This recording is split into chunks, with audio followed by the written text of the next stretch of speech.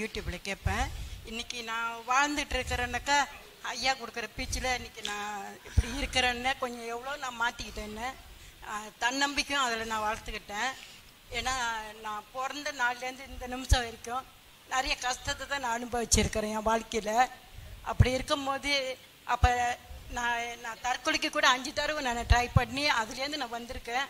2 தடவை வச்சுட்டே நான் ஐயா அதுலேருந்து நான் தப்பிச்சு வந்திருக்கேன். அப்போ எல்லாம் என்ன சொல்லுவாங்க தெரியுமா, நீ போன ஜென்மம் செஞ்ச கர்மம், நீ போன ஜென்மத்தை செஞ்ச பாவம், அதெல்லாம் முடிச்சுட்டு தான் நீ போனோம். இன்னைக்கு நீ திரும்பி திரும்பி வரனாக்கா அதுவும் ஒரு காரணம் தான். எல்லா மனிதனும் ஏதோ ஒரு பாவத்தை சுமக்கிறோம், ஏதோ ஒரு புண்ணியத்தை சுமக்கிறோம். சில பேர் மேடையில் ஏறிக்குன்னு சொல்லுவாங்க, என்ன கொண்டு வந்தோம் என்ன கொண்டு போகிறதுக்குன்னு. அது அறியாமையில் சொல்கிற விஷயம். ஒவ்வொரு வாட்டியும் ஒவ்வொரு பிறப்பும் மனுஷன் பாவ புண்ணியத்தை எடுத்துன்னு வந்து அவன் பிறக்கிறான். திருப்பி அவன் செத்த உடனே பாவ புண்ணியத்தோடு தான் போகிறான். அப்போது இந்த பாவ புண்ணியம் தான் பிறப்பை உண்டாக்குது. அதுக்கு பேர் நல்வினை தீவினைன்னு சொல்கிறோம். அதனால தான் சொன்னார், இருவினை மாடுகளை ஏகவிடு கோனே உன் அடங்கமான மாடு ஒன்று அடங்கிவிடும் கோனேன்னு. இருவினை மாடுன்னா இந்த மூச்சு தான், 2 மாடு. இந்த 2 மூச்சால் தான் உலகத்தில் வினையும் நன்மையும் செய்துன்னுக்கிறோம், கெட்டதையும் செய்கிறோம் நன்மையும் செய்கிறோம். இது அடங்கினா தான் நன்மை மட்டும் செய்வோம், தீமை செய்ய மாட்டோம். அப்போது ஒவ்வொரு பிறவிலும் மனிதன் நன்மை தீமைகளை செய்து சேர்த்துக்கிறான். அதுக்கு எது அதிகமாகுதோ அதுக்கேற்ற மாதிரி அடுத்த பிறவியில் வாழ்க்கையினுடைய துன்பங்கள் அதிகமாக ஏற்படுது. ஒருத்தர் துன்பப்படுறாங்க, கொஞ்சமாக துன்பப்பட்டு சந்தோஷமாக வாழறாங்க. ஒருத்தர் வாழ்நாள் ஃபுல்லாக துன்பப்படுறாங்க, அவங்க போன பிறப்பில் அளவு மீறி துன்பத்தை செய்துட்டு இந்த பிறப்பில் அவங்க துன்பப்படுறாங்க. போன பிரிவில் நல்ல செல்வத்தை தர்மத்தை பண்ணாங்க, இந்த பிரிவில் நல்லா வாழறாங்க. நல்லா வாழறேன், வசதியாக வாழறேன் அப்படின்றதால இல்லாதவங்களை கேலி செய்யுது, இல்லை மற்றவங்களை நம்மளை விட தாழ்ந்தவங்க நினைக்கிறது. இந்த நினைப்பு வரக்கூடாது. நம்ம செய்த நன்மைக்கு நம்ம நல்லா இருக்கிறோம், இன்னும் நம்ம நல்லது செய்து இன்னும் நல்லா இருக்கணுன்ற எண்ணம் வரணும். அடுத்தவங்களை கேலி பண்ண ஆரம்பிச்சுன்னா அவங்கள விட அடுத்த பிரிவில் இன்னும் மோசமாக போயிடுவேன். அதனால் யாரையும் தாழ்த்தி பேசக்கூடாது, யாரையும் உயர்த்தி பேசக்கூடாது. யாரும் தாழ்ந்தவங்க இல்லை, யாரும் உயர்ந்தவங்க இல்லை, எல்லாம் சமந்தான் உலகத்தில். இறைவங்கிட்ட யாரும் வேற்றுமையே கிடையாது. உங்களுக்கு ஒரு கதை சொல்கிறேன். ஒரு நோயாளி அவன் ஊருக்குள்ளே நடந்து போனான்னா அவனை யாருமே திரும்பி கூட பார்க்க மாட்டாங்க. காலெல்லாம் அழுகி போய் ஒரே நாரம். அவன் ஒரு பிச்சைக்காரன். அவன் பிச்சை எடுத்துன்னு வந்தால் தான் அவனுக்கு பழப்பு. அப்படிப்பட்ட மனுஷனை போய் பிச்சை கேட்குறான். யாரோ திரும்பிக்கின்னு பக்கம் அந்த பக்கம் மூஞ்சது வச்சு இந்த பக்கம் பிச்சை போடுவாங்க. இந்த சாப்பாட்டெல்லாம் எடுத்துன்னு வந்து இவன் ஒரு 4 நாய் வேறு வளர்க்குறான். அந்த 4 நாய்க்கு அந்த சாப்பாடை கொடுத்துட்டு இவனும் சாப்பிட்டுட்டு தூங்கிடுவான். இது அன்றாடம் நடக்கிற விஷயம். ஆனால் இவன் இந்த பக்கம் இங்கே உட்காந்துங்கிறான்னா கூட அந்த பக்கம் போக மாட்டாங்க யாரும், வேறு பக்கம் திருப்பின்னு போயிடுவாங்க. அவ்வளோ உலகத்துக்கு அவன் வேண்டாதவன் ஆகிட்டான். அவ்வளோ ரொம்ப கொடூரமான நோய் வந்து அவனுக்கு வாட்டுது. அதுக்கு அவன் என்ன பண்ண முடியும்? அவன் முன் செய்த பாவத்தினுடைய விளைவாக அது வந்தது. அதை அனுபவிச்சுன்னுக்கிறான். ஆனால் அடுத்தவன் என்ன பண்ணுறான்? அவனை அசிங்கமாக நினைக்கிறான். அப்படி நினைக்கக்கூடாது. இதே மாதிரி பிச்சை எடுத்துன்னு வந்து போட்டு சாப்பிட்டுனுக்கிறான். சாப்பிட போகிறான். ஒரு நாள் இவனை மாதிரி இன்னொருத்தன் வந்து கையை நீட்டுறான், எனக்கு கூட ஒரு பிடி சோறு கொடுன்றான். அப்போ இந்த பிச்சைக்காரன் கேட்குறான், நீ ஒரு பிடி சோறு கேட்குற, நீ யார் அப்படின்னு கேட்குற. நான் யாராக இருந்தால் நான் உன்ன மாதிரி நானும் ஒரு பிச்சைக்காரன், எனக்கும் பசி இருக்குது, ஒரு பிடி கொடுன்னு. நீ யாருன்னு சொல்லு, நான் கேட்குறேன். இல்லையா நீ சாப்பிடக்கூடியா, சாப்பிட்டுட்டு நான் சொல்கிறேன் அப்படின்றான். இல்லை சாப்பிட்றதுக்கு முன்னே நீ சொல்லுன்றான். அவன் சொல்ல மாட்டேன்றான். அப்போது இவன் கட்டாயப்பட்டு சொல்லுன்றான். அவன் சொல்கிறான், நான் யாருன்னு உனக்கு தெரியலையா, சாப்பாடு கொடுன்றான். அப்போ அந்த பிச்சைக்காரன் சொல்கிறான், நீ யாருன்னு எனக்கு தெரியும், ஆனால் அதை உன் வாயாலே சொல்லுவேன் தான் நான் யோசனை பண்ணேன். ஏன்னா இந்த உலகமே என்னை வெறுத்துக்குன்னு இருக்குது. இந்த உலகமே என்கிட்ட உறவு கொள்ளலை. இந்த உலகமே என்னை பார்த்தா சகிக்கலை. ஆனால் நான் சாப்பிட்ற சாப்பாடை பிச்சைன்றன்னா நீ யாராக இருப்ப? கடவுளாக தாண்டா இருக்க முடியும். நீ மற்றவனால என்கிட்ட கை நீட்ட மாட்டான். நீ கடவுள், அதனால என்கிட்ட கை நீட்டுற. என்னுடைய துன்பத்தை நீ சகிச்சுக்கின்னு வர. ஆனால் அந்த உலகம் என்னை வெறுக்குது. ஆனால் நீ வெறுக்காத ஏற்றுக்கிறேன். அது மாதிரி கடவுள் யாரையும் வெறுக்கிறது இல்லை, கடவுள் எல்லாரையும் ஏற்றுக்கிறான். மனிதர்கள் வெறுக்கலாம், மனிதருக்காக வாழாதீங்க, உங்களுக்காக வாழுங்க. இன்னொன்று சாமி, நீங்கள் ஒரு அம்மா கிட்ட சொன்னீங்க, பெத்தவங்க சாப்பிட விட்டா வந்து பிள்ளைக்கு வந்து சேரும். கண்டிப்பா வருமா? கண்டிப்பா வரும். ஆனா என்னோட அம்மா வந்து அவங்க வந்து தண்ணி சாப்பிட்றவங்க அப்பல இருந்து. அப்ப நான் நிற மாச கர்ப்பிணியா இருந்தேன். அப்ப வந்து அம்மாவுக்கு சரியான தண்ணி தீபாவளி டைம்ல நான் போயிட்டேன். அப்பா அம்மா தண்ணியோட இதா இருக்காங்க, நிதானம் இல்லாம இருக்காங்கன்னு சொல்லிட்டு அப்பா கையில காசு கொடுத்துட்டு தங்கச்சி உடுப்புலாம் வாங்கி கொடுத்துட்டு வந்தேன். அதான் அம்மா பார்த்துட்டு அப்ப அம்மா சொன்னாங்க, ஓ நீ கொண்டு போய் அப்பா கிட்ட காசு கொடுக்குற, என்கிட்ட காசு கொடுக்கல அப்படின்னு சொல்லிட்டு அப்பயே மண்ணு வாரி நீ நாசமா போயிருவ.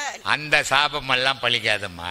சமயம் அது வேற சாபம். கொடுக்கறது வாங்கறது சாபம் இல்ல. அந்த மாதிரி எனக்கு விட்டாங்க. நீ தாலி அறுத்து வந்து அதனால ஒன்னும் நடந்துச்சு சாமி எனக்கு. அதனால தான் சொன்னோம், மாதா வயிறெறிய மக்கள் ஒரு காலம் வாழ மாட்டான்னு. அதனால தாய் தப்பா, அதனால தான் சொன்னேன், தாய் தப்பா வயிறெறிற மாதிரி நடக்காதீங்க அப்படின்ட்டு. ஏன்னா நீ ஒரே இடத்துல போய் உங்கள் அம்மா தண்ணி சாப்பிட்ருவாங்கன்னு உங்கள் அப்பா கிட்ட கொடுக்கும்போது அப்படி அம்மா காவலை, அப்பாவும் அம்மாவும் சேர்ந்தானே உன்னை பெற்றாங்க. நீ என்ன பண்ண, 2 பேர்கிட்ட கொடுத்துருக்கணும். போட்டோம். உனக்கு என்ன போச்சுமா? நல்லா இருக்கணும்னா நீ நல்லா இருக்கணும்னா நல்லா இருந்துருவாங்கல்ல, நீ கெட்டு போனா கெட்டு போடுவாங்கல்ல. அப்படி கிடையாது. நல்லா இருக்கணும்ன்றது எப்படி? அவங்க சாப்பிட்றது அவங்களுடைய நினைவுக்கு அவங்களுடைய செயலுக்கு ஏர்மாறானீனவே நீ கெட்ட செய்யறேன்னு அர்த்தம். அதனால அந்த சாபம்லாம் அப்படி நடந்துடாது. நல்ல சாபமா இருந்தால், உண்மையான சாபமா இருந்தால் நடக்குமே தவிர போற வரும்போது திட்டத்தெல்லாம் நடந்துடாது. அதனால தான் சொன்னான், மாதா வைரரியம் ஒரு காலம் வாழ மாட்டேன் அப்படின்ட்டு. அதனால தாய் தகப்பனை பகைச்சிக்க கூடாது. தாய் தகப்பங்கிட்ட என்னால் பார்க்க முடியும் சாமி. வந்து என்கிட்ட இருக்கிறாங்க, போயிடுறாங்க. எல்லாமே கூட பிறந்தவங்க எல்லாம் விட்டுட்டாங்க, பஸ் ஏற்றி அனுப்பி விட்டாங்க. வந்து தெருவில் நின்று பஸ்ஸுக்காரர் எனக்கு ஃபோன் அடித்தேன். அம்மா கூட்டு வந்து இந்த 3 வருஷமா வச்சு நான் எல்லாமே பார்த்தேன். அவங்களுக்கு பிடிச்சதெல்லாம் இல்லை செஞ்சு பார்த்தேன். இப்போ அண்ணன் தம்பி எல்லாம் பேசணும்னா அவங்களோட போயிட்டாங்க. போட்டோம். நான் என்ன சொல்றேன், உன்னை தேடி வரும்போது நீ என்ன செய்யணும், கடமையை செய். உன்னை விட்டு விலைக்கு போகும்போது போயிடுச்சுன்னு விட்டுட்டு கம்மனிரு. ஒரு பாவமும் வராது, ஒரு பாவமும் வராதுமா. உன்னை தேடி வரும்போது தான் நீ உறவு கொள்ள முடியும். உன்னை விட்டு விலகும் போது எப்படி உறவு கொள்ளுவ? அதனால ஒரு தவறும் கிடையாது. அவங்க ஏன்னா 4 பேரை ஒரு தாய் 4 பேரை பெற்றுட்டா அது கெட்ட புள்ளியாக இருந்தால் கூட அதுக்கிட்ட போய் தானே ஆகணும். அது கெட்ட புள்ளைன்னு ஒதுக்க முடியாது தாயால். அதனால அது போவாங்க. அது உன்னை தேடி வரும்போது நீ என்ன செய்யணுமோ செய். அது அவங்களான போகும்போது அவங்க செய்தா செய்யட்டும், செய்யலாம் போட்டோம். நீ அதை பற்றி யோசிக்கிற. உன்னை தேடு முதல்ல, அதான் உனக்கு நல்லது. உலகமெல்லாம் தேடி அண்ணன் தம்பி அம்மா அப்பா எல்லாம் தேடினா ஒரு பயனும் கிடையாது. உன்னை தேடு, நீ யாருன்னு தேடு, அதுதான் உனக்கு உதவும். சரிங்க சாமி. அது இன்னொன்று சாமி, இப்போ வந்து நம்ம வந்து இப்போ நீங்கள் சொல்கிறீங்க ஆசையை கட்டுப்படுத்தணும் எல்லாத்தையும். நீங்கள் இப்போ நம்ம வந்து பிறந்து நம்ம வளர்ந்துலேருந்து கண்டிப்பாக அது ஒரு ஆசை இருக்கும். நம்ம இப்படி படிக்கணும், இப்படி இருக்கணும், இப்படி வாழ்க்கையில் இப்படி வரணும்னு எல்லாம் அது தானே நமக்கு இயல்பாக வருது. அப்படி இருக்கும்போது நம்ம ஒரு குழந்தைய பத்துட்டோமா அதை இப்படி வளர்க்கணும் போகணும்னு நமக்கு அந்த ஆசையை நமக்கு, இந்த ஆசை தான் உலகத்தையே கெடுத்துக்கினுக்குது. அதுக்கு தான் கிருஷ்ண பரமாத்மா மகாபாரதத்தில் ஒரு கதையை சொல்லுவார். பீமன், அர்ஜுனன், நகுலன், சகாதேவன் இந்த கலியுகம் எப்படி இருக்கும் அப்படின்ட்டு கேள்வி கேட்குறாங்க. அதுக்கு அவர் 4 அம்பு விடுறாரு. இந்த அம்புங்களை போய் தேடி எடுத்துன்னு வாங்க எங்கே விழுந்துக்குதுன்னு. அப்போ ஒருத்தன் போய் அம்பு தேடுறான். பீமன் போய் முதல்ல ஒரு அம்பை தேடுறான்.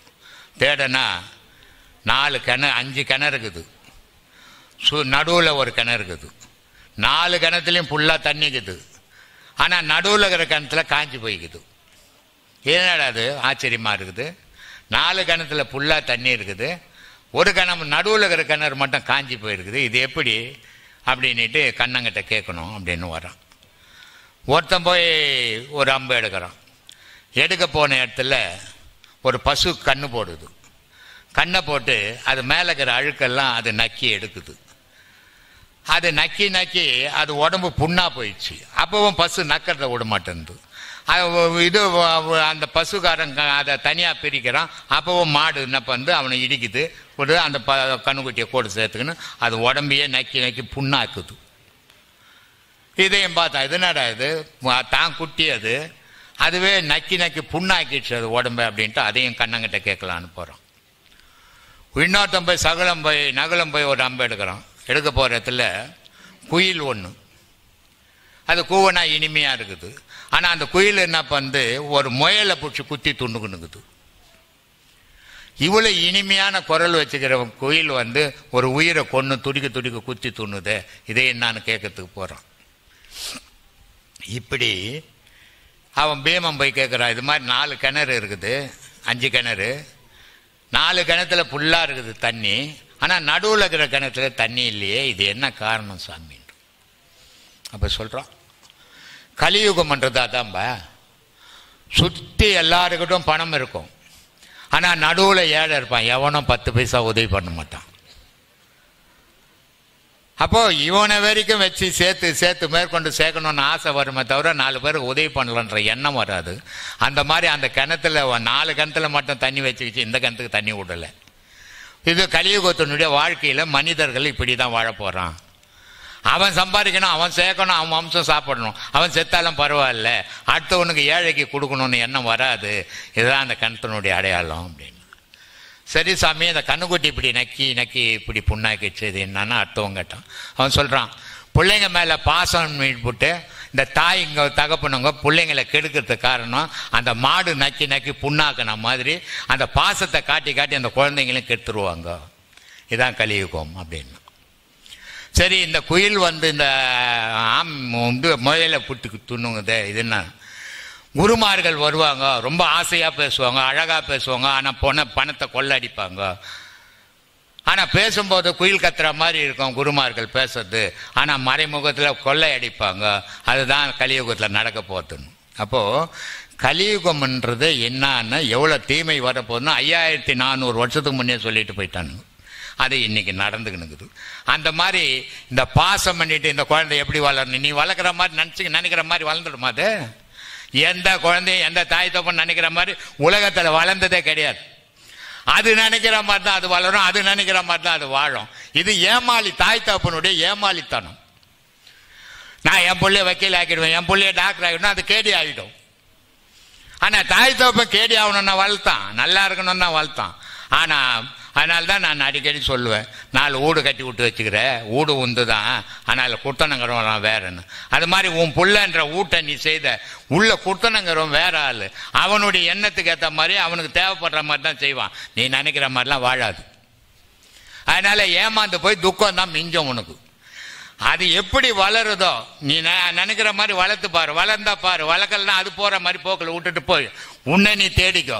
புள்ளைய தேடுறேன், புருஷனை தேடுறேன், பொண்ணை தேடுறேன், நீ ஏமாந்து போய் அனாதைய நிற்ப. அதனால உன்னை மாத்திக்கோ, துக்கத்தில் விழுந்துடாத. ஏன்னா இயற்கை துக்கம், அந்த இயற்கையிலேருந்து வெளியே வாங்க. வெளியே வரணும்னா இந்த பாசத்தை பற்ற வச்சுக்கூடாது. பாசம் கூட பிச்சுக்கின்னு வந்துடும், இந்த பற்று வச்சுட்டா விடவே விடாது. அதனால யார் மேலேயும் பற்று வைக்காதீங்க. நீங்க உங்க மேல, உங்க உயிர் மேல பற்று வைங்க, அது உங்களுக்கு உதவும். இப்ப மனசை கட்டுப்பாட்டுல வச்சுக்கணும், இப்ப ஆசைக்கு அடிமையாக கூடாது அப்படின்னு ஐயா சொல்லி இருக்கிறீங்க. ஆமாமா, இதெல்லாம் வழி இல்லாத பண்ணவே முடியாது. அந்த கட்டுப்படுத்துறது எப்படிங்க? கட்டுப்படுத்துறது அதுக்கு தான் சொல்ற, குரு சொல்றபடி வாழ கத்துக்கணும் முதல்ல. அதனால தான் சொல்றான் ஆரியன் நல்லான். ஆரியன் நல்லான்னா ஆன்மா தங்கமானது. அதனால ஆரியன் நல்லான் குதிரை 2 உண்டு, வீசி பிடிக்க விறகறிவார் இல்லை, கூரியநாதன் குருவருள் பெற்றால் வாரி பிடிக்க வசப்படும் தான். என்ன ஆன்மான்றது தங்கமானது.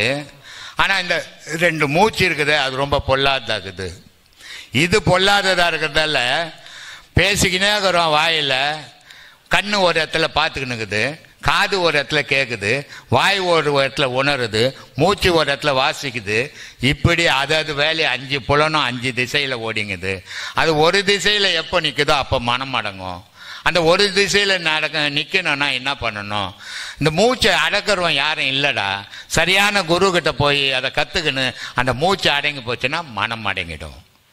இல்லாத மனமை சும்மா நான் அடைக்கிறேன்னு ஏமாத்தின்னு தான் இருக்கலாம், அடங்காது. ஏன்னா அது பல பிறவியா பல ஆசைகளை கொண்டு இந்த உலகத்தில் ஜனனம் பண்ணிக்குது.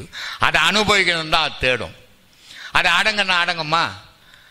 மனம்ன்றது ஒரு பெரும் பலம் வாய்ந்த மாடு மாதிரி, அதை எதிர்த்து நின்று ஜெயிக்கவே முடியாது, யாராலையும் கொன்னுடும் அது நம்மளை. அப்போ அது போக்கிலேயே போய் அதுகிட்ட உறவாடிக்கினே அதை அடக்கணும். அதனால தான் உறவாடியை கெட்டான் பங்காளின்னு சொல்ல, அந்த மாதிரி அது மனசுக்கிட்ட நீ உறவாட கற்றுக்கணும் முதல்ல.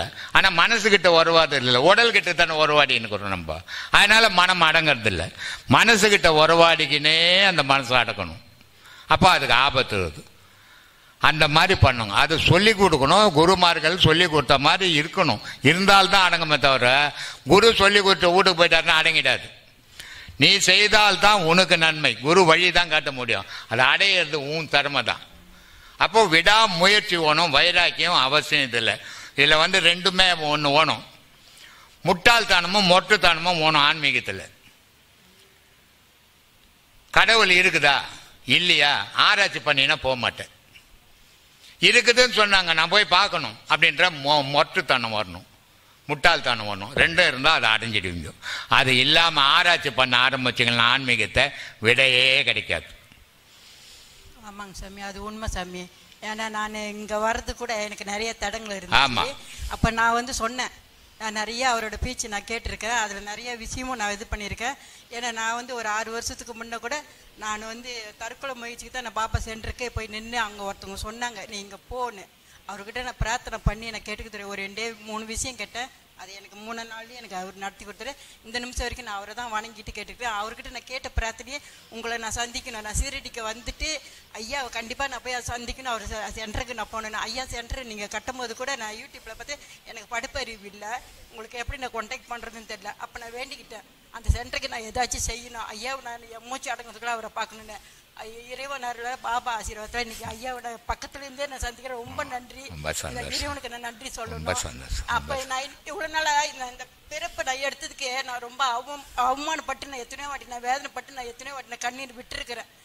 ஏன் எனக்கு இந்த மாதிரி ஒரு பிறவியை கொடுத்தீங்க, ஏன் நான் இவ்வளோ கஷ்டப்படுறேன், ஏன் நான் இப்படி இருக்கிறேன்னு. ஆனால் இன்னைக்கு நான் சந்தோஷப்படுறேன். ஐயாவை பார்க்கறதுக்கு எனக்கு ஒரு பாக்கியம் கொடுத்தேன். இந்த உலகத்திலம்மா ஒவ்வொரு படைப்புமே ஒரு காரணத்துக்காக படைக்கப்பட்டது. ஏதோ வெட்டிக்கு பறக்கலை, வெட்டிக்கு போல. ஒவ்வொரு மனிதனும் ஒவ்வொரு செயலை இந்த உலகத்தில் செய்யணுன்றதுக்காகவே இறைவன் நம்மளை படைச்சிருக்கிறோம். அந்த செயல் செய்யாமல் நம்ம போகக்கூடாது. தற்கொலை பண்ணிக்கிறேன். ஒரு முறை நீ தற்கொலை பண்ணிக்கினீங்கன்னா நீ எத்தனை வாட்டி பிறகுறியோ அத்தனை வாட்டியும் தற்கொலை பண்ணுவேன். அதனால்தான் சொன்னான், எவன் ஒருவன் எதை நினைக்கின்றானோ அவன் ஒருவன் அதுவாக ஆகின்றான்னா. நீ தற்கொலை பண்ணிக்கணும்னு ஒரு முறை தற்கொலை பண்ணினா உயிர் அடிக்கடி அந்த தற்கொலையை தான் விரும்பும். இந்த உலகத்திலேயே நான் வாழணும், இந்த உலகத்துக்கு நன்மை செய்யணும், இந்த உலகத்துக்கு நல்லது சொல்லணும்னு நினச்சிட்டீங்கன்னா இப்போ 100 வாட்டி பிறந்தீங்கனாலும் அதையே செய்வேன். அப்போது நினைவு தான் செயல், செயல் தான் உலகம். அது மாதிரி நம்ம நல்லதை செய்யணுமே தவிர ஒவ்வொரு மனிதனாலையும் ஒவ்வொரு காரியங்கள் இந்த உலகத்தில் நடக்க வேண்டியது இருக்குது. அது நடக்கணும்னா நம்ம ஜனனம் எடுத்தாகணும். அது மரணம் வரைக்கும் காத்து கொடுக்கணும். நீ யாரும் தற்கொலை பண்ணிட்டு உனக்கு என்ன உரிமை இருக்குது? உடல் உண்டா, உயிர் உண்டா? எதுவுமே உண்டு இல்லாத நீ எப்படி தற்கொலை பண்ணிக்க போன? இந்த உடல் உங்கள் அம்மா அப்பா செய்து கொடுத்த உடல், உயிர் இறைவன் செய்து. நீ என்ன தற்கொலை பண்ணிக்கிறது? உனக்கு என்ன உரிமை? உன் பொருள் நீ பெற்ற புள்ளைய கொண்டீங்கன்னா அது பரவாயில்ல, நீ சாவறதுக்கு என்ன உரிமை இருக்குது உனக்கு? சொல். அதனால் அது அறியாமை, பயம், மூடத்தனம், இது 3மே இருக்கக்கூடாது மனுஷங்கிட்ட. நம்பிக்கை, வைராக்கியம், இது அவசியம். அது இருந்தால் தான் உலகத்தில் நீ வாழ முடியும். அது 1000 மின்னல்கள் சொல்லட்டும், 1000 பழிகள் வரட்டும், நான் இறைவனை வழிபடுவேன், நான் வாழ முடியும், என்னால் வாழக்கூடிய தகுதிக்குது அப்படின்னு வாழுங்க. அதுதான் வைராக்கியம். உண்மைங்க சாமி. இப்போ நீங்கள் சொல்கிறது அது எத்தனை உண்மை. ஏன்னா இப்போ அதெல்லாம் உங்களோட பேச்சு கேட்டு நான் அதெல்லாம் ரொம்ப உணர்ந்துட்டேன். இப்போ நான் அப்போ எல்லாம் அவங்க இது சொல்கிறாங்க அது சொல்கிறாங்க, நம்மோட நம்பிக்கையில் நம்ம இருக்கக்கூடாது, இவ்வளோ நம்மள எல்லாமே எதுவுமே பண்ணுறாங்க, நம்ம கூட பிறந்தவங்களும் இப்படி இது பண்ணுறாங்க, நம்ம பிள்ளைங்களும் இப்படி பண்ணுறாங்கன்னு வெறுத்து போய் தான் அந்த முடிவுக்கு போனேன். ஆனால் இன்றைக்கி உங்களோட இதெல்லாம் கேட்டு இன்றைக்கி வாழ்க்கைன்னா என்ன, எப்படி வாழணும், எப்படி இருக்கணும். இப்போ என்னோட எண்ணமெல்லாம் இங்கே நான் வந்த காரணம் ஐயா கிட்ட பேச்சு எடுக்கணும், எடுத்துட்டு அது எப்படி கடைப்பிடிச்சி இருக்கிற காலம் நான் எவ்வளோ நாளைக்கு இந்த பூமி. அதை தான் சொல்கிறது. இதை 12 வயசில் தீட்சை வாங்கணும், 40 வயசில் ஞானத்தை அடையணும், 50 வயசில் உலகத்துக்கு சொல்லணும். இது அடிப்படை. ஆனால் இந்த வாழ்க்கை முறை, அவசர உலகம், இதில் 12 வயசில் யாரும் உபதேசத்துக்கு வர்றதில்லை. பயம். 2வது இது என்ன போச்சுன்னா, இந்த உபதேசம் வாங்கினா குடும்பத்தை விட்டுடுவேன், காட்டுக்கு ஓடிடுவேன் அப்படின்லாம் பயம் புத்தி வச்சுட்டாங்க. இதெல்லாம் யாரும் ஓட முடியாது. அவன் கடவுளை ஒன்றா விட்டுடுவானே தவிர குடும்பத்தை விட முடியாது, யாராலையும் முடியாது. ஏன்னா என்கிட்ட ஒருத்தன் சேலத்துலேருந்து உபதேசம் வாங்கினான். உபதேசம் வாங்கினு வீட்டுக்கு போனான். வீட்டுக்கு போய் அவன் கதவு முடிக்கணும் பாடம் பண்ண ஆரம்பித்தான். பொண்டாட்டி கட்டையத்துக்கு நிற்குதான், தொடப்பு கட்டையை. என்ன எதுக்கு கல்யாணம் பண்ணி நீ போய் தனியாக தாப்பால் போட்டுன்னு உட்காந்துன்னுக்குற? என் நேற்றுமா எங்கள் அம்மா வீட்டில் விடு, இல்லைன்னா நீ தாப்பல் போடக்கூடாது அப்படின்லாம். அவன் எனக்கு உடனே ஃபோன் பண்ணுறான், சாமி இது மாதிரி பொண்டாட்டி சண்டை போட்டு நான் என்ன பண்ணணும்னா, நீ கடவுளை விட்டுடு, பொண்டாட்டியை பிடிச்சிக்கோன்னு. ஏன்னா கடவுளை நீ கும்பிடலன்னா ஒன்றும் தொந்தரவு கொடுக்க மாட்டார். ஆனால் பொண்டாட்டியை பேச்சு கேட்கலன்னா சோறே கிடைக்காது உனக்கு. அதனால் பொண்டாட்டி பேச்சு கேளுன்னு. உலகம் அதுதான். அதனால் அந்த பயத்தால் சரியான தெய்வ பாதையில் போகிறதில்ல. போவாதால திருட்டு சாமியாருங்க அதிகமாகிட்டாங்க. அவங்க ஏதோ சொல்லி துட்டு பறிச்சின்னு போகிறாங்க, இவங்களும் கொடுத்துட்டு ஏமாறுறாங்க. என்ன பண்ண முடியும்? சும்மானா இந்த வாசி அது இது ஒன்றும் வாசி கீசியெல்லாம் எவனும் கொடுக்கவே முடியாது. வள்ளலார் ரொம்ப அழகாக சொல்லுவார், வாசி வாசி என்று பேசுகின்றார், வாசி என்ன பேச கண்டார்னு. ஏன்னா வாசின்னா பேசாதது. இவன் வாசி போய் பேசினா தானே ஒருத்தருக்கு ஒருத்தர் சொல்ல முடியும். பேசாததை போய் எப்படி சொல்ல முடியும்? வாசின்னா போன மாதிரி ஆயிடுவான், அப்புறம் எப்படி சொல்ல முடியும்? இது ஏமாத்துற விஷயம். அதை ரொம்ப அழகாக வள்ளலார் சொல்லிட்டு போவார், வாசி வாசி என்று பேசுகின்றார். வாசி உபதேசம் கொடுக்குறோம், வாசி உபதேசம்லாம் எவனும் கொடுக்க முடியாதா, அது என்னடா பேசும் அப்படின்னார். அது மாதிரி இந்த பாடத்தை வாங்கி நல்லா பண்ணுங்க, மனோ தைரியம் வரும். ரெண்டாவது, உங்கள் மனசு கேள்வி கேட்டு உங்களுக்குள்ள அறிவு பதில் சொல்லும், அதுக்கு விடை கிடைக்கும். ஐயா இப்போ ஐயா கிட்ட உபதேசம் எடுக்கிறோம், அது என்னென்ன நம்ம கடைப்பிடிக்கணும் ஐயா? இப்போ சைவத்தில் இருக்கணுமா, இல்லை சைவம் மட்டும் இருந்தால் போதும்மா, மற்ற எதுவுமே தேவையில்லை. ஆண் பெண் போகம் மாசத்துல 2 முறை பண்ணிக்கலாம், அதுவும் தப்பு இல்லை. சைவம் அந்த மனம்தான் சொல்றதை தான் அவன் எடுத்துப்பான். தாய் சொன்னா கேட்க மாட்டான், தகப்பன் சொன்னா கேட்க மாட்டான், பொண்டாட்டி சொன்னா கேட்க மாட்டான், புள்ள சொன்னா கேட்க மாட்டான், வெளியே போற குரு சொன்னாலும் கேட்க மாட்டான். அவன் மனம் சரின்னு எடுத்துக்கிச்சுன்னா அதில் போய் ஈடுபடுவான். அப்போ அவன் மனம்தான் அவனை வழிநடத்துது. அதனால தான் அன்பே சிவம் மனமே குருன்னு.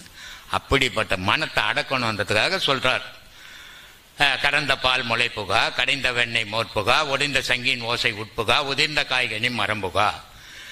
மனம்னு இருந்தா, சங்குன்னு இருந்தா, மரம்னு இருந்தா காய்கறி இருக்கும், கனி இருக்கும். மோருன்னு இருந்தா அதுல வெண்ணெய் இருக்கும், அதை கடைஞ்சி எடுத்தாதான் ஒட்டாது. மரம்னு இருந்தா காய்கனி இருக்கும், அறுத்தாதான் திருப்பி சேர்க்க முடியாது.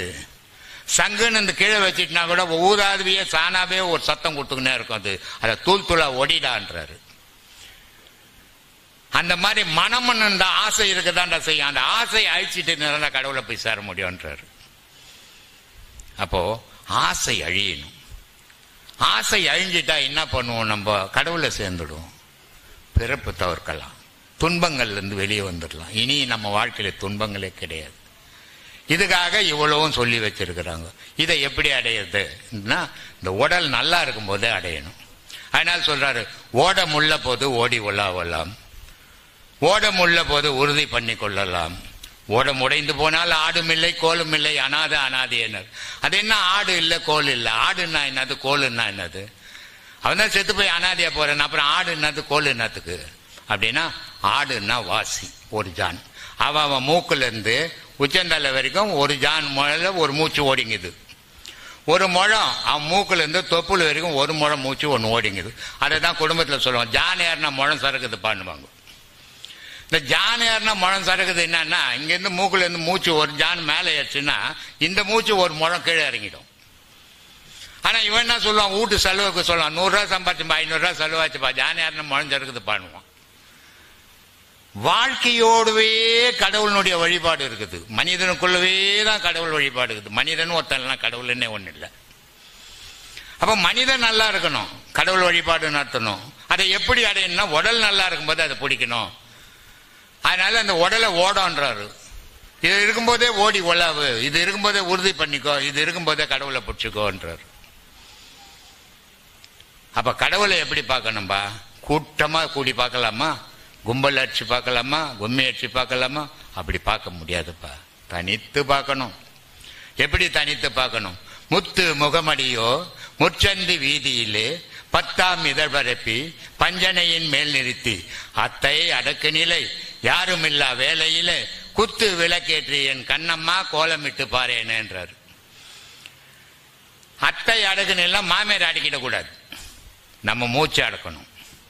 அதனால சொல்றாரு, அது யாரும் இல்லாத நேரத்தில் பண்ணு, கூட்டம் கூடிக்கின்னு பண்ண முடியாது. அம்பாள் வந்து நடனம் ஆடுவாடா உன் நெத்தில அப்படின்றார்.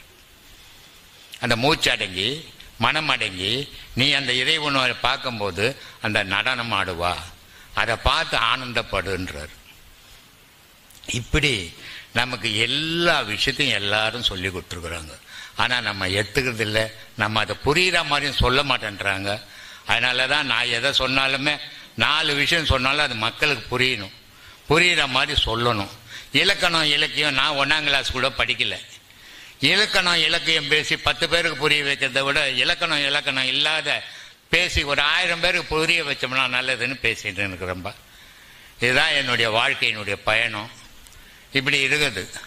அதனால அவை சொல்லுது, முதல் வழிபாடு எதை செய்யணும்? பிள்ளையாரை செய்யணும். பிள்ளையார் எங்க இருக்கிறா? மூலாதாரத்தில் இருக்கிறா. அதனால தான் இந்து மதத்தில் முதல்ல எதை செய்தாலும் அந்த பிள்ளையார் வழிபாடு செய்வாங்க. சீத கலப்ப செந்தாமரைப்பூ, பாதச்சிலம்பு பலவிசைப்பாட, பொன்னரை ஞானம் பூந்துகில் ஆடையும், வண்ண மருங்கில் வளர்ந்தெழு கொதிப்பும், பேழை வயிறும் பெரும்பறை கோடும் வேழ முகமும் விலங்கு சிந்தூரமும் அங்கீகரமும் அங்குசபாசமும் நெஞ்சிற்குடி கொண்ட நீலமேனியும் நன்றவாயும் 4 இருபயமும் 3 கண்ணும் 3 சூழும் 2 செவியும் இலகு பொன்முடியும் திரண்ட 30 நூல் துகைழலும் மார்பும் சொற்பதம் கடந்த துரிப்பதம் மெஞ்ஞான அற்புதம் நின்ற கற்பக கலிரே அப்படின்வாங்க. அப்போ அந்த மூலாதாரத்தில் அவர் என்ன செய்யறாருன்னா, கிராமத்துங்களில் பார்த்தீங்கன்னா அம்மன் கோயில் இருக்கும். அம்மன் கோயிலில் அந்த முகத்தை முகத்தை மூடிட்டு இருக்கும் அந்த பிள்ளையார். பிள்ளை 6 அது நாளடைவில் பிள்ளையார் போச்சு. பிள்ளை 6ன்னா என்னது? ராகு கேது. இதான் நம்மளை வழி நடத்துது. இதுக்கு பேரு குண்டலி பாம்புன்னு இன்னொரு பேரு. இதுக்கு ஏன் குண்டலி பாம்பு? பாம்பு சீர்னா எப்படி இருக்குதோ அப்படிலாம் நம்ம மூச்சு விட்டோம்னால இருக்கும். அதனால இதுக்கு பேரு, இந்த மூச்சு வர்றதுக்கு பேரு குண்டலி பாம்புன்னு பேரு. அந்த குண்டலி பாம்பு எப்படி இருக்குது அப்படின்னா, அது அப்படி விந்து, குண்டலி பாம்புன்றது விந்து. அந்த விந்து சுருண்டு கீழ் நோக்கி பார்க்குது, அது மேல் நோக்கி பார்க்கல. அதை மேல் நோக்கி பார்க்கணும்னா என்ன பண்ணணும் அப்படின்னா, காத்து எடுத்து போய் அது தலையில ஊதணும். ஊதும் போது அது திரும்பும். ஆனா மனிதனுடைய இயல்பான வாழ்க்கை எப்படி நடந்துன்னா, அந்த பாம்பு முழிக்கும் போது மனுஷன் தூங்குறான், மனுஷன் தூங்கும் போது அந்த பாம்பு முழிக்குது. ஆனா பாம்பும் முழிக்கணும், மனுஷனும் முழிச்சுன்னு இருக்கணும்னா யோகத்தால மட்டும்தான்டா முடியும். அப்ப நீ யோகம் பண்ணி அந்த பாம்புனுடைய தலையில அந்த காத்தை எத்தும் அடிக்கும் போது அது கொம்பை தடிக்கும்ல, பின்னாடி பக்கம் தெரியுமா? அடிக்குமா? முடியாது. அதனால அது கொம்பை தடிக்கும், காத்தை அடிக்கும் போது அது திரும்பிடும். திரும்பும் போது நீயும் முடிச்சுனுப்ப, அதுவும் முடிச்சுனுப்ப. அப்ப என்ன நடக்கும்? கடவுளோட உறவாட ஆரம்பிச்சுடுவேன்றார். அந்த மாதிரி நிலைக்கு கொண்டு போறதுக்கு தான் இந்த பாடங்கள் நம்ம கொடுக்குறோம். முதல் பாடம், 2வது பாடம்னு 18 பாடம் கொடுக்குறோம். இந்த பாடங்களை சீரா பண்ணும்போது நீங்களும் நல்ல வழிக்கு போவீங்க, உங்க வம்ச வழியில வர குழந்தைங்களும் நல்ல வழிக்கு வருவாங்க. நீங்க நல்ல வழியில போனாதானே உங்க வம்சம் நல்ல வழியில் போறோம். நீங்க கெட்டு போனீங்கன்னா அதுங்களும் கெட்டு போயிடும். அதுக்கு தான் இதெல்லாம், இந்த வழிபாடுகள்லாம் முன்கூட்டி நமக்கு பெரியவங்க கொடுத்து வச்சிருக்கிறாங்க. அதை செய்யறோம். கொல்லான் உழைப்போல் கொதிக்குதடி என்பயிறு, நில்லென்று சொன்னால் நிலை நிறுத்த கூடுதில்லை, நில்லென்று சொன்னால் நிலை நிறுத்த கூடினால் கொல்லென்று வந்த யமன் குடி போவான் என்றார். நல்லா நான் இந்த காற்றை ஊதுறேன்.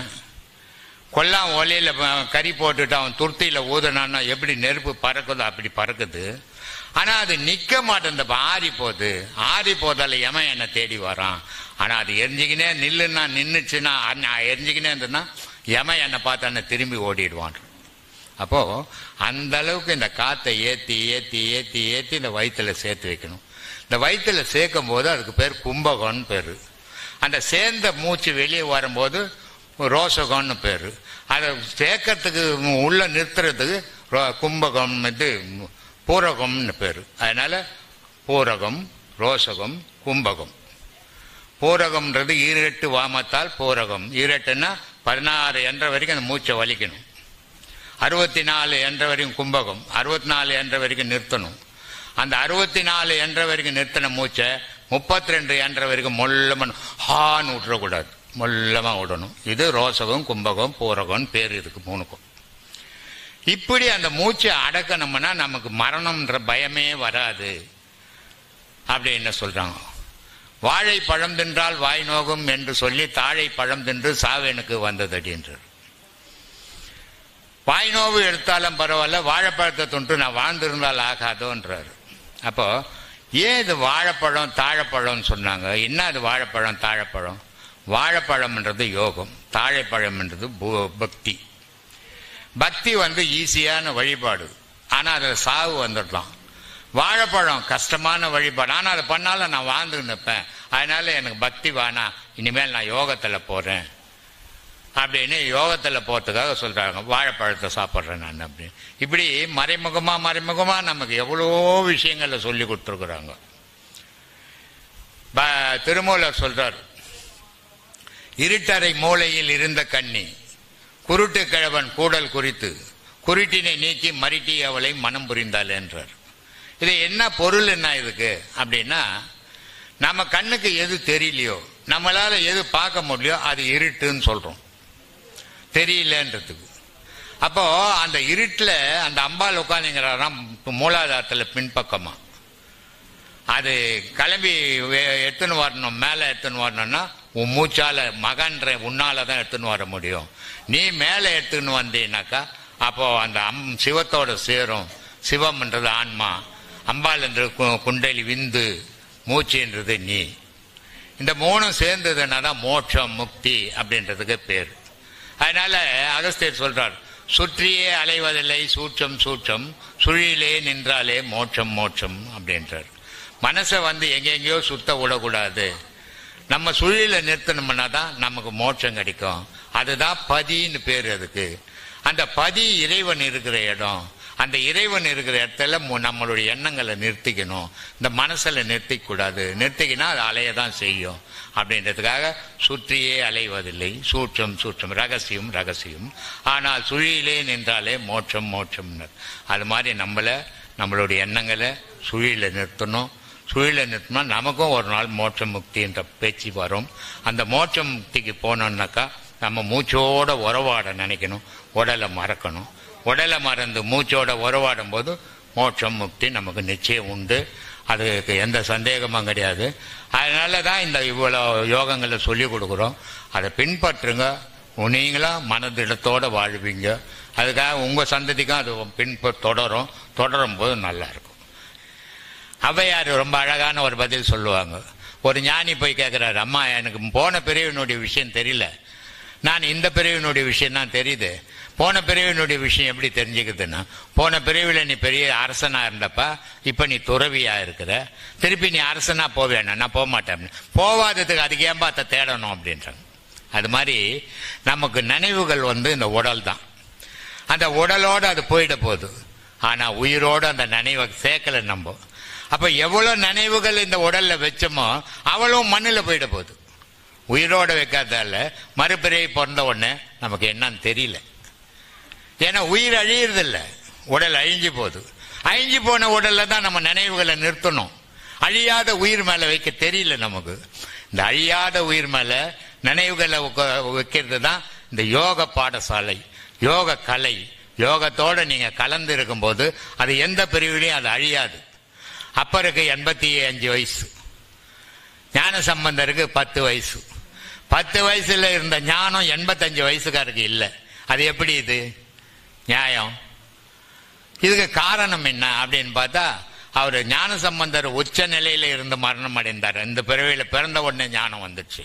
அவர் இப்பதான் சேர்க்கிறாரு, அது 80 வயசு போயிடுச்சு. காரணம், உயிரோட எண்ணங்களை கலந்தோம்னா அந்த உயிர் அழியறதில்லை. ஒவ்வொரு பிறவிலையும் அதோடவே கலந்து வருவோம். அது கரெக்டாக கடவுளாண்ட சேர்த்துடும். கடவுளுடைய மனிதனுடைய பிறப்பு இருக்குது. உலகத்தில் 84,000 கோடி ஜீவராசிகள் இருக்குது. அதில் அற்புதமான பிறப்பு மனித பிறப்பு. மனிதனுக்கு மட்டும்தான் கடவுள் இருக்குதுன்னு ஒன்று தெரியும், அந்த கடவுளை அடையணுன்றதும் தெரியும். ஆனால் கடவுள்ன்றதை கற்பனையில் தெரியக்கூடாது. கடவுள் தனக்குள்ளதான் இருக்கிறார். தான் யார், எதுக்கு பிறந்தேன், எதுக்கு வளர்ந்தேன், நான் ஏதோ சாப்பிட்டு செத்து போறதுக்காக பிறந்தேன். அப்ப நான் ஏதோ ஒரு காரணத்துக்காக நான் பிறந்திருக்கிறேன் இந்த உலகத்துல. அது என்ன காரணம்னு என்னால் அறிய முடியல. அதை அறியணும். அது எது வழி, அந்த வழியை தேடி பயணம் பண்றதுதான் யோகம். அந்த யோகத்தை அடைஞ்சிங்கன்னா நீங்க எதுக்காக பிறந்தீங்க, ஏன் வளர்ந்தீங்க, ஏன் வாழ்ந்துன்னுக்கிறீங்க, எதை செய்ய வந்தீங்க, எதை செய்துன்னுக்கிறீங்க அப்படின்றது புரியும். இந்த வீட்டுங்களில் சொல்லுவாங்க சும்மா பழமொழி மாதிரி, வந்த கால விட்டுட்டு பந்த கால பிடிச்சிக்கினாம்பா அப்படின்னு. வந்த காலுன்னா காற்று, பந்த காலுன்னா திருமண மேடை. அதனால நான் வந்ததை இப்போவே புடிச்சின்னு போகிறதுக்காக வந்தேன். ஆனால் அதை விட்டுட்டு நான் கல்யாணம் பண்ணின்னு குடும்பம் நடத்தின்னுக்கிறேன். இது எந்த பிரிவில் நான் இனிமேல் நிம்மதி அடைய போறேன்னு. அதனால சொல்லுவோம், டேய் ஆடு தோல் மேலே போட்டுக்கினா ஆட்டை காணான்னு தேடிங்கிறியடா அப்படின்னு பழமொழி மாதிரி சொல்லுவாங்க. ஆடுன்னா உள்ள இருக்கிற ஆடிக்கு நிற்கிற மூச்சு, அதை விட்டு போட்டு நீ வெளியே தேடி நிற்கிறியடான்றதுக்காக ஆடை காணோன்னு சொல்றியடா.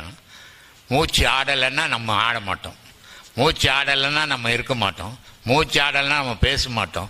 அப்போ அந்த மூச்சு ஆடனாத்தான் நம்ம பேசுவோம். அப்போ ஆடு ஆடு ஆடு அப்படின்னா அந்த மூச்சுன்னு பேர். அதை உள்ளவே வச்சு நம்ம உலகம் ஃபுல்லாக தேடி நிற்கிறோம். இதை சிவவாய்க்கு ரொம்ப அழகாக சொல்லுவார். கடவுள்ன்றதை தேடி தேடி தேடி தேடி எத்தனை கோடி செத்தானே எண்ணவே முடியலப்பா அப்படின்னுவார். ஓடி ஓடி உட்கலந்த ஜோதியை நாடி நாடி நாட்களும் கழிந்து போய் வாடி வாடி வாடி போன மாந்தர்கள் கோடி கோடி எண்ணி இருந்த கோடி என்றார். தனக்குள்ளவே எஞ்சினுக்குது ஒரு தீபம். அந்த தீபத்தை காணாம ஊர்ல எல்லாம் விளக்க கொளுத்தின்னு தெரிஞ்சுன்னு கோயில் கோயிலா சுத்தின்னு கிடக்குறான். கடவுளே தெரியாம பாவம் செத்து போனுவேன், எவ்வளவு பேர்னு எண்ணியே சொல்ல முடியாதுப்பா அப்படின்றார். சரி, இவ்வளவு பேரு தேடி செத்து போயிட்டானப்பா, அது எப்படி தான்ப்பா தேடுறதுன்னா சொல்றாரு.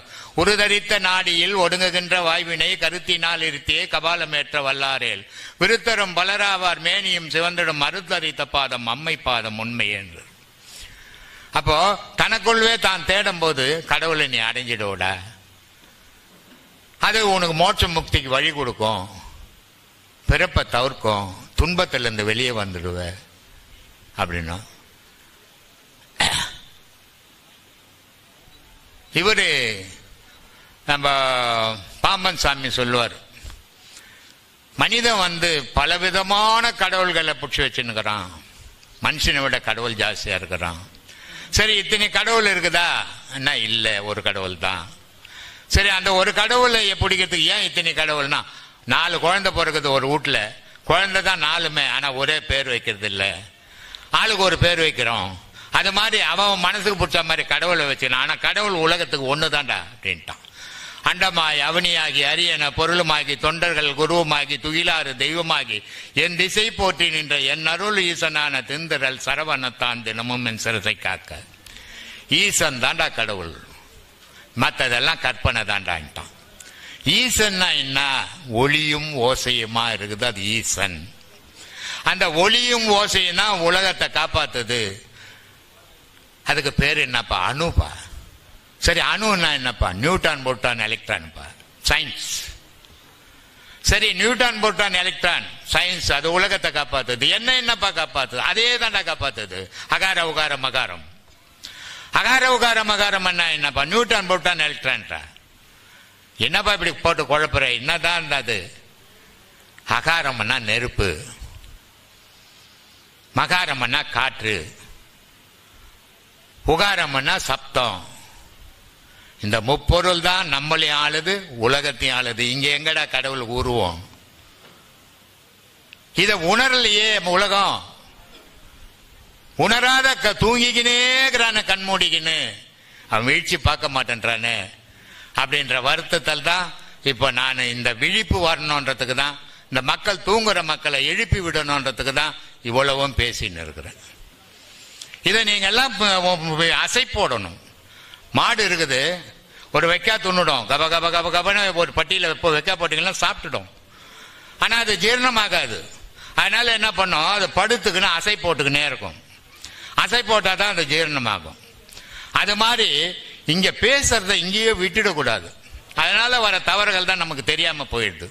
அதை வீட்டுக்கு போய் நீங்க அசை போடுங்க. அதனால சொன்ன சரியா தப்பா, அதுல எது சரி எது தப்பு அப்படின்னு நீங்க அதை யோசிக்க ஆரம்பிச்சீங்கன்னா உங்களுக்கு உண்மைகள் புரியும். நான் சொல்றேன்னு எடுத்துக்காதீங்க, நீங்க சிந்திச்சு எடுங்க முடிவை. அதுதான் உங்களுக்கு நல்லது, உங்க வாழ்க்கைக்கு நல்லது. எல்லாரும் சொல்லுவாங்க நான் சொல்றபடி இருங்க, நான் போறேன். தப்பு அது. ஒவ்வொருத்தருடைய வாழ்க்கை ஒவ்வொரு விதமா இருக்குது. அதுல நான் சொல்றபடியே இருங்கன்னு சொல்லிட முடியாது. அதனால நீங்க சிந்திங்க, உங்களுக்கு எது சரின்னு போறதோ அந்த மாதிரி வழியில போங்க. அதுதான் உங்களுக்கு அமைதி தரும். அதனால அது அந்த மாதிரி எல்லாம் போகணும். அதனால சொல்றாரு, அகங்காரம் உள்ளடக்கி ஐம்புலனை சுட்டறுத்து தூங்காமல் தூங்கி சுகம் பெறுவது எக்காலம். மனுஷன் ஒன்று தூங்கணும், இல்லை மூழ்கினுக்கணும். அது என்ன தூங்காத தூக்கம்?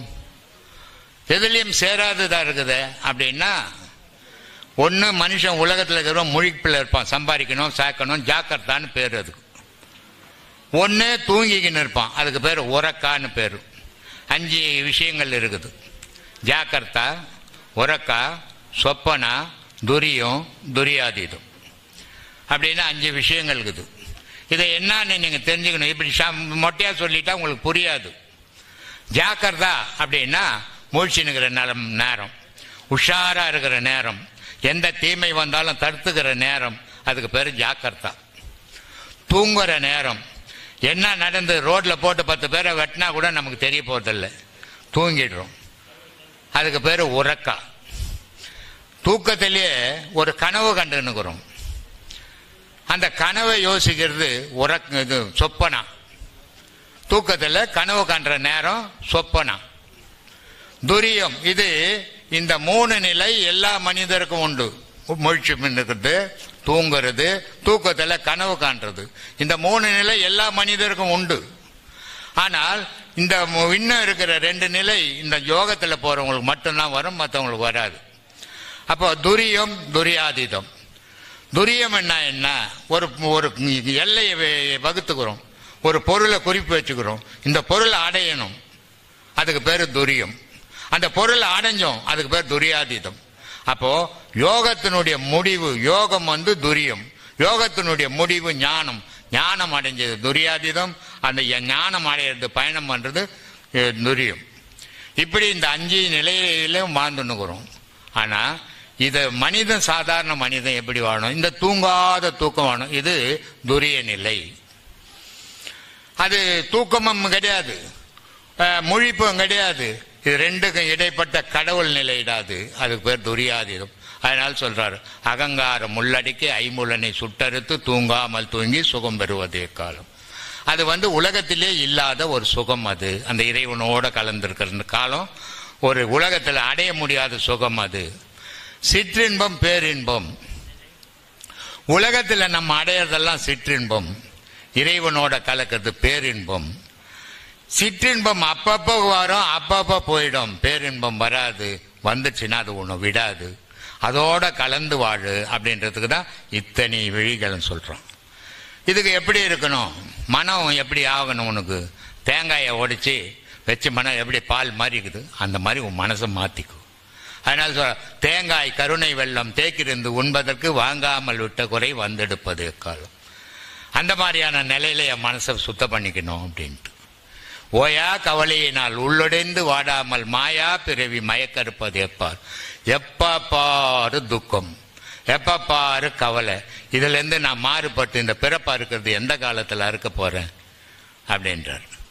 நம்ம கோவிலுக்கு போறோம், தேங்காய், பூ, பழம், வெத்தலை, பாக்கு, கற்பூரம் இத்தனையும் வாங்கின்னு போய் வச்சு ஐயர்கிட்ட கொடுத்து சாமி கும்பிடுறோம்.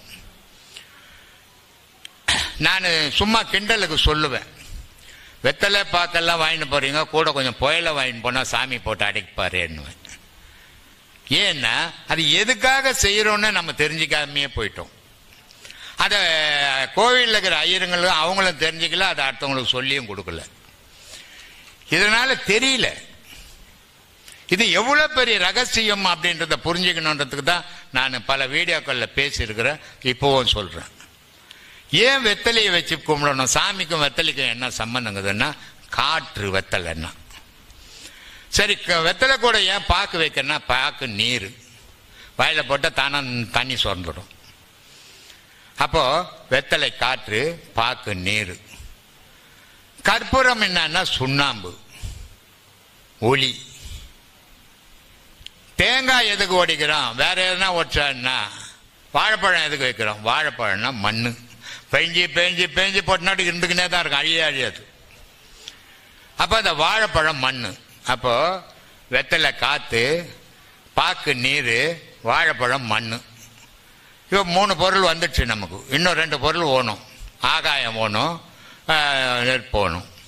ஆகாயம்ன்றது பூ. கசகனின்னா இருக்கால இல்லாம போயிடும், சாரா போயிடும். பூ தான் ஆகாயம், காணாம போயிடும். ஆகாயன்றது ஒண்ணு கிடையாது.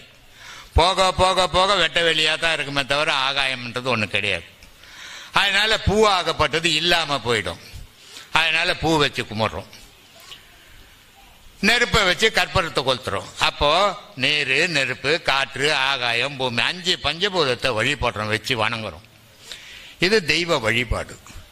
சரி, இதெல்லாம் வச்சு கும்பிட்டோம், தேங்காய் எதுக்கு வைக்கணும்? நீ தேங்காய் மாதிரி ஆனாதான் நீ வழிபட்ட தெய்வத்தை நீ அடைய முடியும். அப்ப தேங்காயில என்ன கதையா, வேற பூசணிக்காய் வச்சா என்ன அப்படின்னு தோணும் உங்களுக்கு.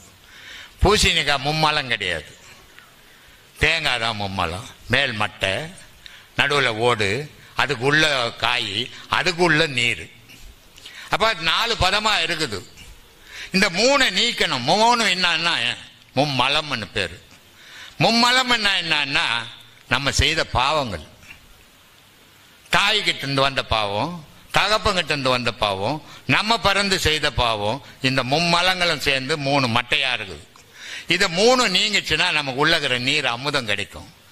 அப்போ உன்னுடைய மனம் எப்படி இருக்கும்? தேங்காவை உடைச்சி சாமி கும்பிட தேங்காய் வாங்கிட்டு போறோம். எப்போவாது சாமி பக்கம் வச்சோமா தேங்காவை? வீட்டில் கும்பிட்டாலும் உடச்சி நம்ம பக்கம் தான் வச்சுக்கிறோம். கோயிலுக்கு போனாலும் உடச்சி நம்ம பக்கம் தான் வைக்கிறாங்க, சாமி பக்கம் வைக்கல. இதனுடைய பொருள் புரியல, அவங்களும் சொல்லல. காரணம் என்ன?